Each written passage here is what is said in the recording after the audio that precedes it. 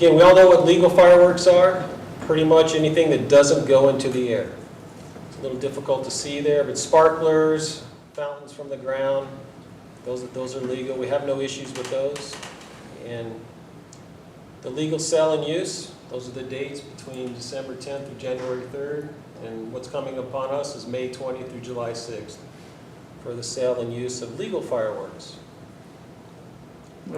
Sorry? You said, go back one slide, the non-aerial stuff, but it's also non-explosive stuff, right? Yes, sir. Firecrackers are not aerial. Firecrackers are not allowed. Okay. Yes, sir. I was asking for the mayor. Thank you. I'm going to sell my stock. Mayor, no firecrackers. Wildcats are not allowed any longer? We never allow wildcats. Okay, never. Only Sunday. That's U of A, yes, sir. So what's prohibited? Any projectile that goes up into the air. Anything that, and I can tell you right now what we found over the past couple of years, and Fire Marshal can back me up on this, is those fountain fireworks, they get taller and taller every year for some reason, and they get louder and louder. So sometimes those are the calls for service that we receive. Our fireworks public safety campaign, again, police and fire department collaborative effort. Chief Rhodes, Nate, our fire marshal, myself. And then our PIO, Carissa Planout, she went around to all the West Valley agencies, fire and police, and put together a video that we'll show later. So it's a 4-phase approach. Our first phase, of course, is compliance and education. It's a West Valley partnership. We started with a video. We're going to ramp it up or increase our videos and our social media posts to include what's legal, what's not illegal, respect your neighbors, and then also what to do if you suspect any illegal fireworks are occurring, or worst case scenario is someone shooting or discharging a firearm in the air. Also, we started this last year, the end of last year with New Year's Eve. The fire marshal and our detectives went around contacting people either through social media tips or websites and educated people what's legal, what's not legal to sell and to utilize. Sometimes we would see posted on Nextdoor or Facebook. The most ironic posting was a ladder for sale, but below that was a bunch of illegal fireworks. So we made sure we contacted them. Usually with a phone call, it helps bring them into compliance. And if not, we go knock on their door. We had a couple websites in Tartesso that brought a lot of attention to us.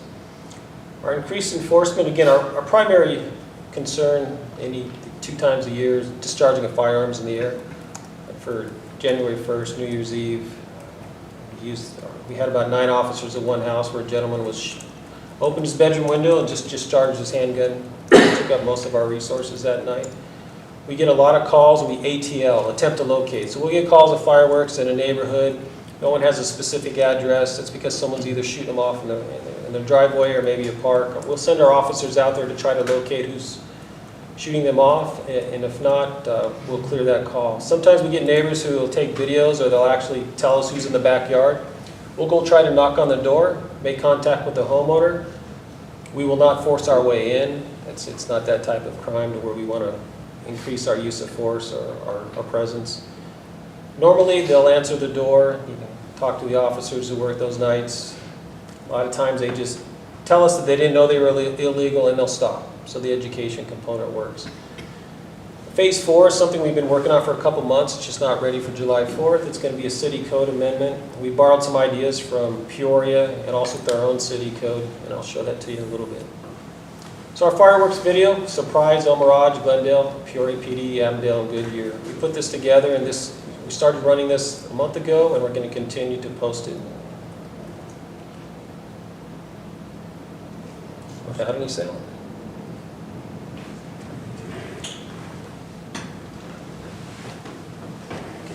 This all worked great yesterday morning. The thumb drive worked.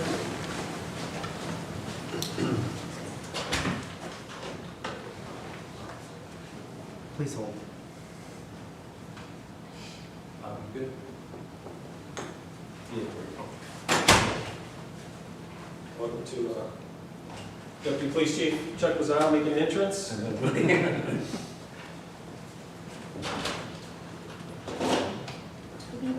We'll let the experts fix it.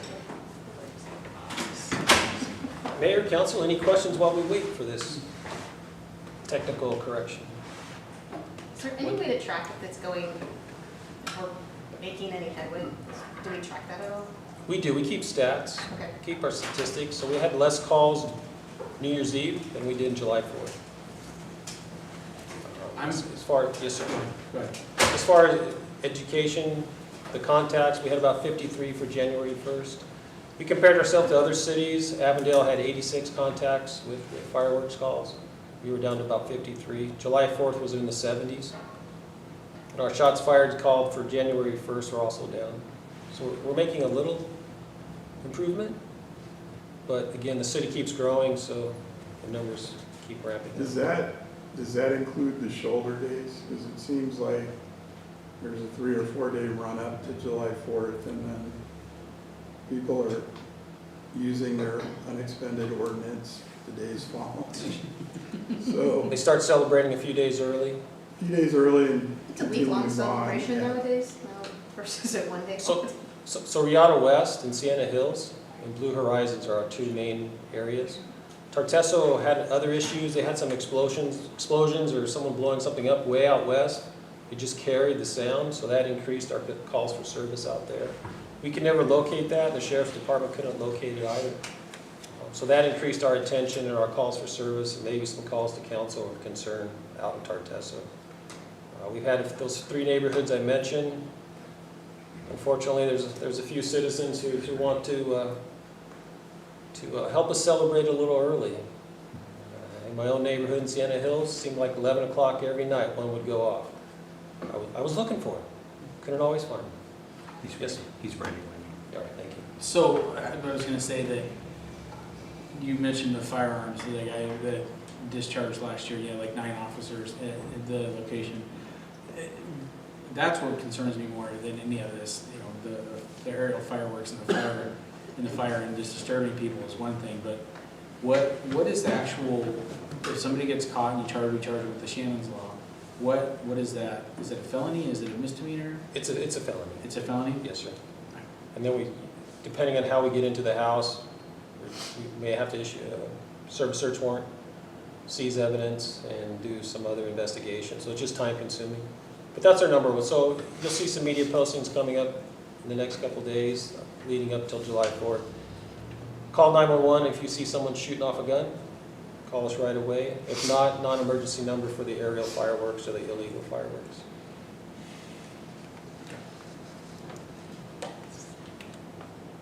Three reasons your West Valley Police and Fire Departments want you to keep summer celebrations enjoyable for all. Don't blow 4th of July by using illegal fireworks. There are so many ways of having a blast without breaking the law. You can watch a professional fireworks show, or you can buy consumer fireworks at the store. Just remember to use them in a clear and open area under the supervision of a responsible adult. Keep a bucket of water on hand to dump the used fireworks so they don't spark a fire. Loud noises from illegal fireworks is disruptive to your neighbors. They sound like gunshots, and that's upsetting to everyone. It can be scary for children or even pets. The explosions can be so loud that it'll cause them to run away and sometimes get lost. We know that you know that lighting illegal fireworks is against the law. Bottle rockets, Roman candles, and anything else that goes up in the air have been banned in Arizona for years now. The first responders have to get involved because we're lighting illegal fireworks. You can pay hundreds of dollars in fines. We're often overwhelmed with fireworks calls around the summer holidays. Let your first responders handle serious emergencies to protect our communities. Don't go 4th of July for everyone. So, coupled with the increase in inspections from the fire marshal, right now our city code's a little confusing. It contradicts or conflicts with itself. One of it says it'll be a civil fine, the other says it'll be a class 3 misdemeanor. So we're cleaning that up with the prosecutor's office and the city attorney. And something we're going to borrow and come back to council with in a couple of months before New Year's Eve is a second response ordinance.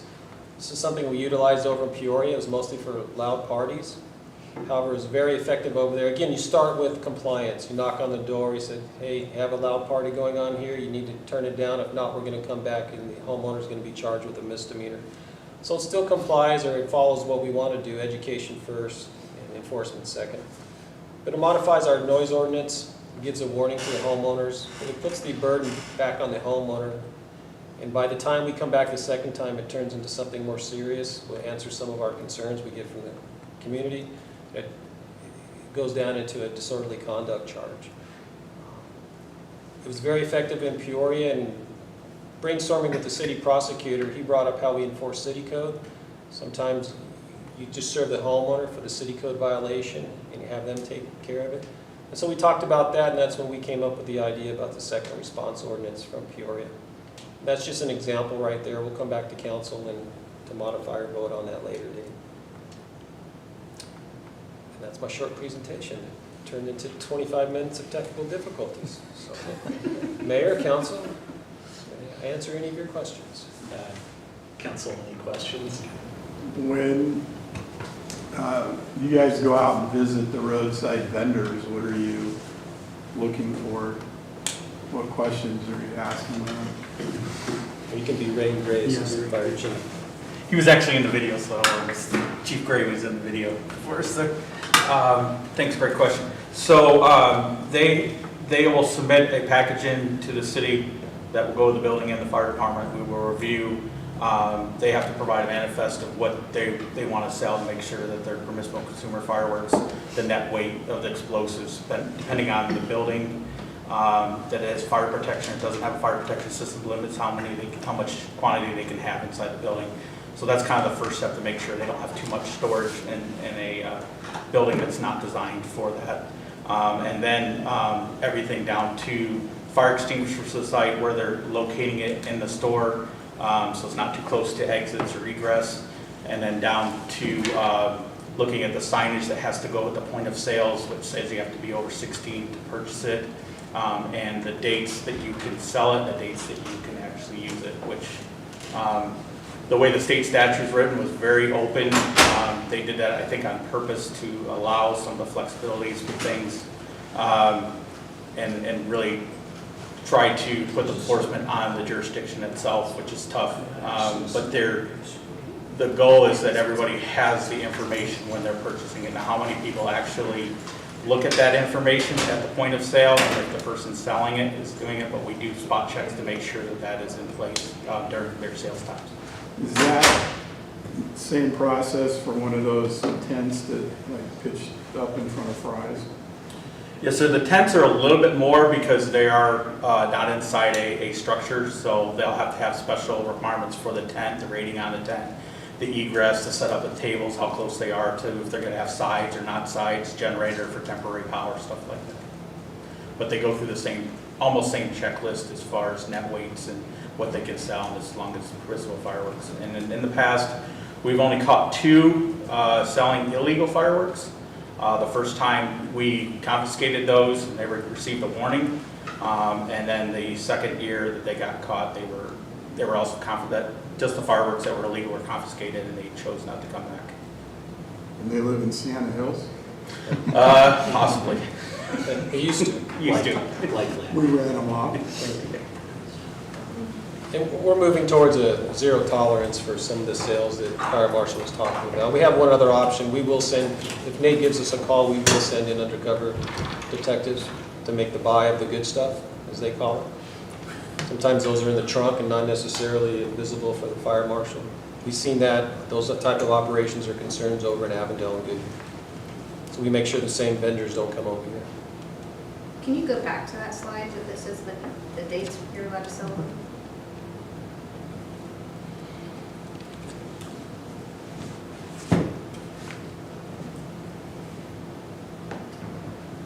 So they're allowed to sell them for quite a long time. Wow. Yes, ma'am, they are. No. Yeah, and the point with that was obviously when it was going through the lobbyists and the industry going through the state, trying to get more and more sales. They tried to get more days to sell more product, to use them on more dates of holidays and gatherings. And the state looked at that and said, you can't have all the holidays. So how do we shrink that down? So I think like one of the confusions is the May 4th through May 6th. There's not really anything big going on as far as a holiday, but I think most people are going to purchase it for that time and probably use it during the holiday time, which they're not allowed to do with this, the way the statute's written. I think there was a lot of play of when, you know, stopping to limit how much they can sell during a time frame, but limit the time that they can use it. And the legislature, Yeah, the one state that said. set those dates. Okay. And there was actually 2 bills this year that were striked out, but one was to allow aerial fireworks, same dates, just to use aerial fireworks, and the second one was tucked in another bill that was pretty much legalizing all fireworks at all dates. So every year we monitor that on the state level and see, but they're trying really hard to get everything legalized and all year round.